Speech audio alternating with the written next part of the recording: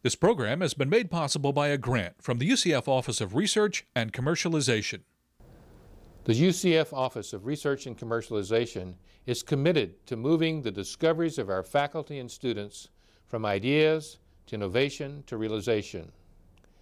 By moving research from the laboratory to the private sector, we are helping to diversify Florida's economy and helping to bring high-paying jobs to our state. This program presents some examples of our research and our efforts to transition this research to the private sector.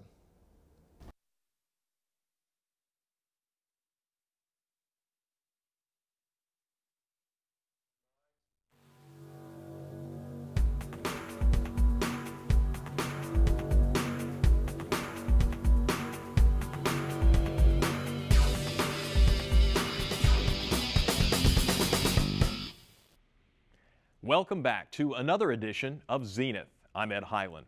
Our program all about research takes on the world today, quite literally. We're going up on the roof to talk about the environment and the study of how we can make our buildings just a little more green.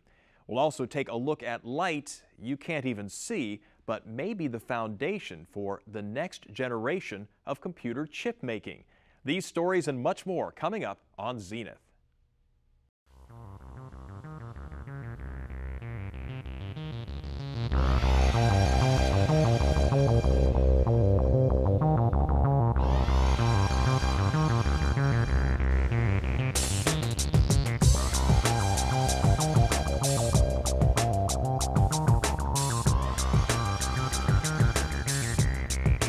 The University of Central Florida Technology Incubator, cultivating success through creative ideas, performance, and partnerships. Because there's a lot of people doing a lot of work every day, and that's what everybody brings together. So it wouldn't be successful without the partnerships. The UCF Technology Incubator is a university-driven community partnership providing early-stage technology companies with the enabling tools, training, and infrastructure to create financially stable, high-growth enterprises. With locations in the Central Florida Research Park, adjacent to the UCF campus in East Orlando and in downtown Orlando, the UCF-TI is home to over 50 new and innovative high-tech companies. That's up from 12 companies when the incubator opened its doors in 1999.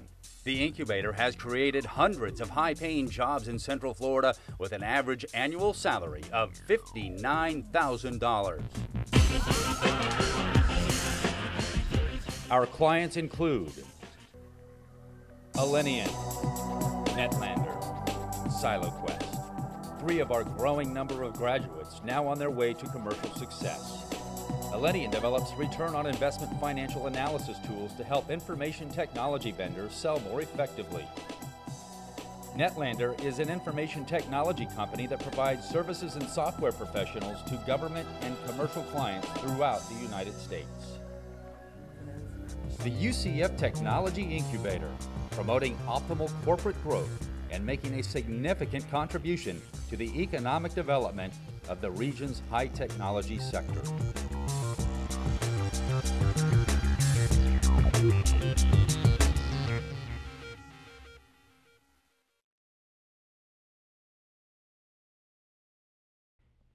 There's a little thing called Moore's Law, which, perhaps oversimply, is a 40-year-old theory that computing power needs to double about every 2 years for technology to advance. A research team at the University of Central Florida is looking at a form of light as a way to keep Moore's Law intact and as a way to make computer chips. Well, this is the first high-powered demonstration of what we call EUV light generation that has been done at UCF, and it's a significant breakthrough in the field as a whole. EUV is light, but it's not light we see. It's light that sort of has a color way beyond the ultraviolet. You know, we all look at the rainbow and we can see red light and blue light, and on the blue side of the light, if our eyes were sensitive and if the atmosphere transmitted it, we would see ultraviolet light. EUV light is actually just beyond that in range.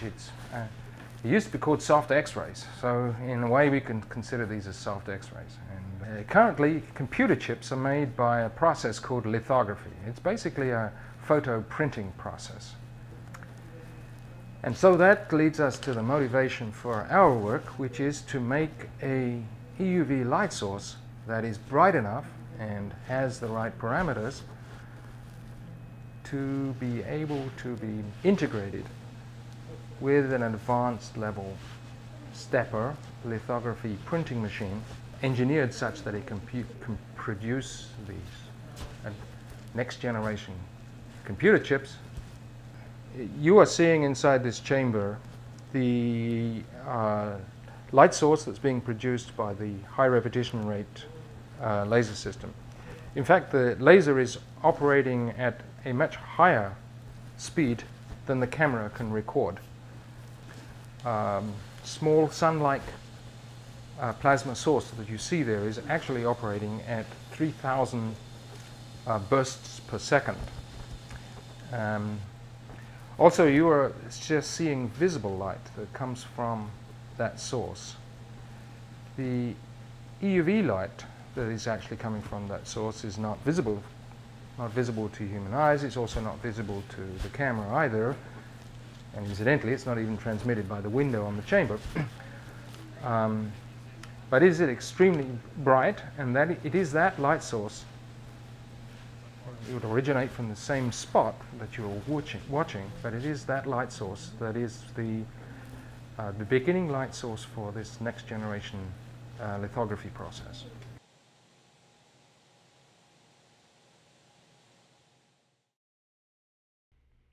Dr. Richardson and his team at the Northrop Grumman Lab at UCF believe the EUV lithography process can be used commercially within just a few years.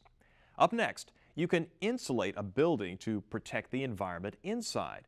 But is there a way to insulate a building so it helps our outside environment? The answer when Zenith continues.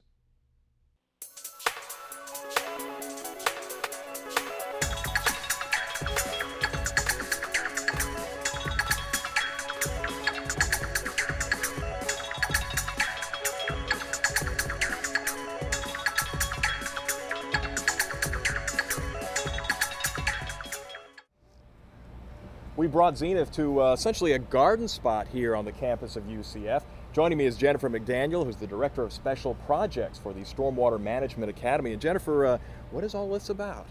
Well, this is a research project, and it's called a green roof, and it is to replace a natural roof. On the right-hand side, we have 1,600 square feet of a normal roof. On the left-hand side, we have 1,600 square feet of our green roof. And a green roof is comprised of media for the plants to grow in, and it has natural plants. All of these plants are chosen because they're Florida native plants, and they require less water, and their root system is about 4 inches thick. And we're doing experiments to determine the energy efficiency. This is a partnership with the Florida Solar Energy Center that's part of UCF. And we've also used Martin Quigley in the Arboretum to help us select our Florida native plants. And this is all funded by the Department of Environmental Protection, the DEP. And we are proving and showing that you can reduce your energy costs by using green roofs.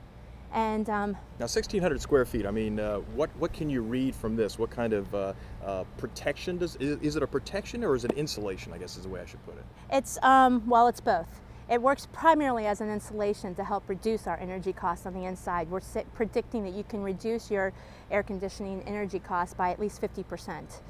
And we chose the 1,600 square foot because it fits the growth that UCF is seeing and the building growth. And we designed a cistern that's down below that's 1,500 gallons, and that is to take the rainfall that comes in and collect it into a cistern and then recycle the water back up on the roof so that we're rewatering our plants.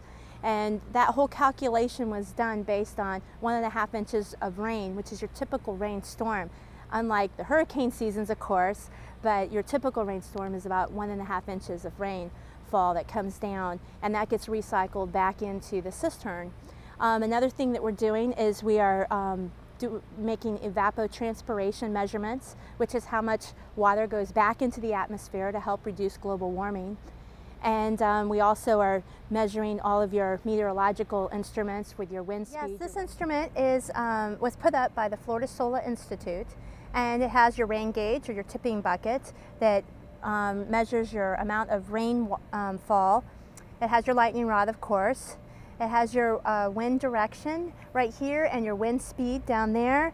And then it also is tied into all of your sensors. There's wires and cablings that come down here, and there's wires that go across the top of the roof that does not have the green roof on it, as well as wires that go along the bottom underneath of the green roof so that we can measure the temperature levels as well. And once again, what kind of temperature differences are we seeing between on the roof versus under the green roof? This roof here where we are standing now is about 140 degrees versus 89 degrees. So we should be standing over there instead of over yes, here. Yes, we should. It would be much cooler over there. And those comparisons are being measured by the Florida Solar Energy Center with these sensors into a big database so that we can make a good calculation of how much energy you're really saving.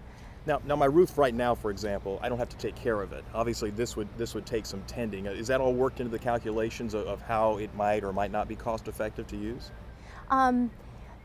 The caring for it, yes.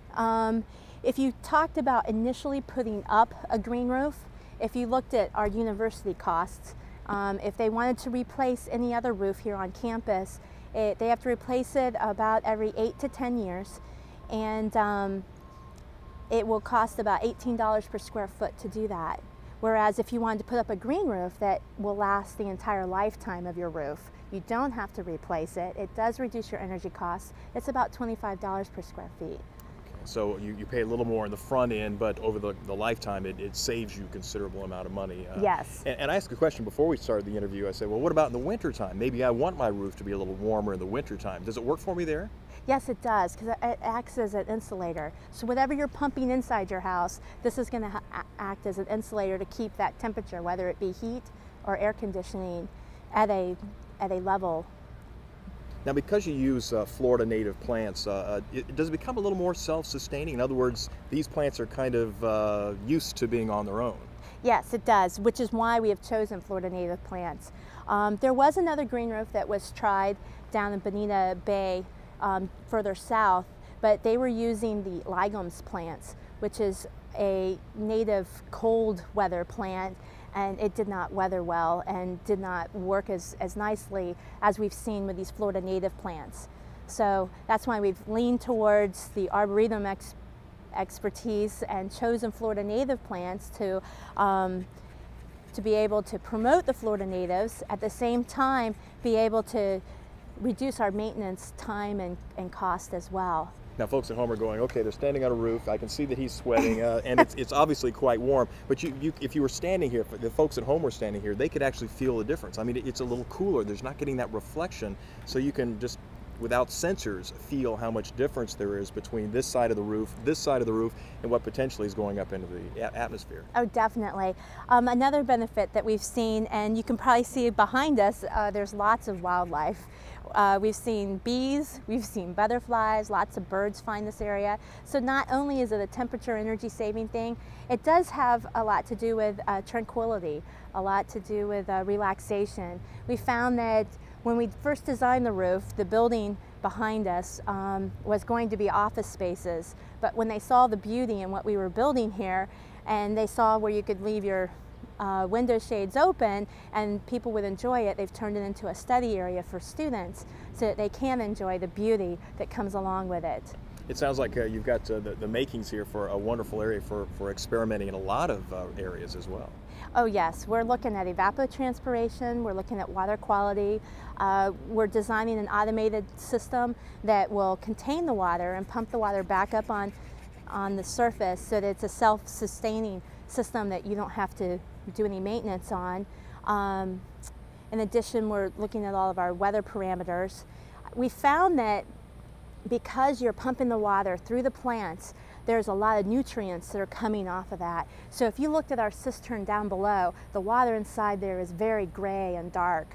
It's not your common clear water, which makes sense because it's filtering through the plant media, which has a lot of fertilization in it. And we're recycling that, so we're adding our nutrients back. And so what we're doing is we're preventing all of those nutrients from going out and polluting our waterways. So it's another way to reduce pollution by keeping it in the cistern and by recycling it back up on the roof itself. And a graphic reminder of what we do to our lawns and anything else we put fertilizer and nutrients on. Essentially, it may help the plant a little bit, but a lot of it just sloughs off after the next rain. A lot of it will go into your local water bodies and contaminate it. And that's what causes some of your fish kills, your high pH levels that get washed into your waterways, your bacteria that gets into there from I think before we talked about the doggy digital media, yes, doggy poo video, but that's the bacteria that gets washed into that as well. So all of those that you are not containing in a container such as a cistern, you are allowing to go and pollute your natural water bodies that you swim in daily. Yeah, the doggy poo we're referring to basically is yes. people who walk their dogs and their animals leave their remains behind. Correct. And then that of course also washes into our storm water, which is nitrogen. It's a type of fertilizer, I guess you could be kind and say, but it also is a pollutant, and yes, that's one of the things we're really concerned about. Yes. Is this just kind of an example, a thumbnail, if you will, of a lot of the stormwater projects that are going on here and around campus? Let me scoot you around just a little sure. bit, maybe a little bit more. Some of the stormwater projects, because it seems like there's an awful lot going on, and I know you're recycling a lot of water now too. Yes, we are recycling the water. We're doing irrigation projects. We also have designed porous concrete, and that allows the water to get back into our aquifer faster. We've done many studies that have showed that due to our development that we have so much we're covering all the land. Yes, I mean, we it's are. Simple as that. That's the Tem Park project, right? That's Correct. A lot of people see when they first come into the university. Correct. And how does that, I mean, the water actually goes through that material? Yes, it filters through the porous concrete, and the porous concrete itself acts as a filter, so it does purify as it goes through all of the media to get back to our aquifer, and it gets there much quicker rather than run off, sit into a pond, wait till it evaporates down. And there's lots of things that we are discovering on how to clean the concrete, because the pores do get clogged, and how to lay the concrete down properly so that it's strong enough to handle vehicles, which it does. It's not just a sidewalk, it does handle vehicles as well. So we're doing porous concrete studies. I know a lot of water retention pond work is being done as well, trying to evaluate the quality of that water and also improve, you know, I guess the possibility that it could be reused again somehow. Correct, and we are reusing it. We do have I've developed a control system that chooses between reclaimed water, which is your treated sewage water, or it can be from pond water or storm water, and then you will use that storm water first for irrigation versus the reclaimed water, so that we are not going to our potable drinking water supply to irrigate our lawns, which over 50% of our population still do today. Is it a real issue, especially during the course of the summer? We've had an awful lot of rain. The month of June was very rainy, and in fact it became one of the highest on record, in fact, for the month of June. And you kind of wonder, well, all that water's got to go someplace. Can't we use it? Is it recharging the aquifer? Is it helping us, or can we make it help us somehow? We can make it help us through activities like the porous concrete, so it gets to the aquifer faster. It doesn't sit into a pond. We can use it when we are building a retention pond that we later are going to use for irrigation, so we're storing that water. We can use it with the cisterns that we put up at our homes, so that we're storing that water and saving it for that dry spell. And the cistern, the way it works down below, because we've had a lot of rain, we do have an overflow on the top. So it does have a way to release the water if it gets full. And we do have another way to fill it up again if during a dry spell we do need that water for irrigation purposes again. But I have heard actually an effort being made by a lot of folks to bring back the old rain barrel, essentially. We call it cistern now, yes. The nice way of doing it, but essentially you think about every house has some kind of a drain spout. It goes out and eventually goes through the yard and probably ends up in a nearby water body of some type, either a retention pond or a lake or a stream.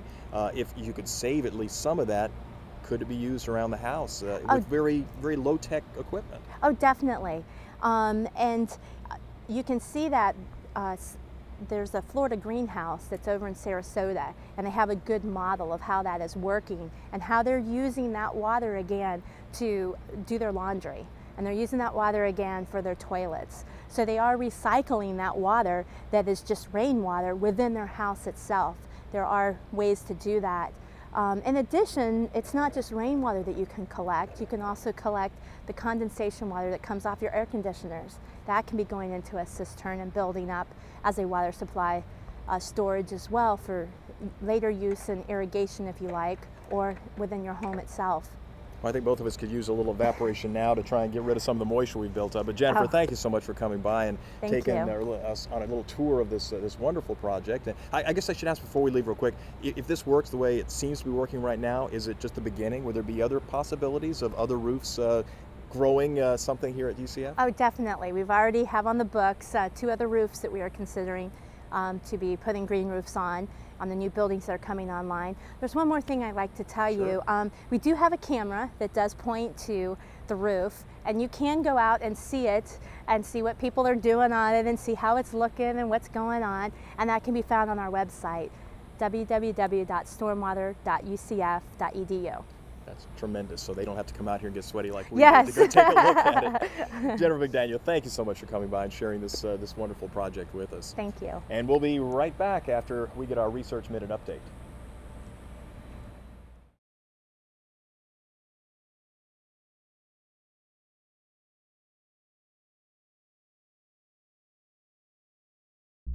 The Center for Lifestyle Medicine here at UCF is going to be looking at a lot of basic research in areas where lifestyle habits impact on health. And that's going to be a very broad opportunity because lifestyle habits and actions impact on many significant issues. So we're going to be actively involved in research in the area of weight management, obesity treatment, diabetes, coronary heart disease. We're going to look at various aspects of physical activity. We'll probably have some things going in cholesterol management and hypertension. So the spectrum of things that we can do is really quite broad. I also hope that we will be doing some things that will impact on both the undergraduate and graduate community here. When people go to college, it's one of the first times that oftentimes they're out from under mom's thumb. And so a lot of times they gain weight, and we think that there's a very significant educational opportunity too. From green roof to invisible light, you never know what we'll have for you on Zenith. The goal of research is to better understand the world around us. Our goal is to be a window to that world. Until next time, I'm Ed Highland.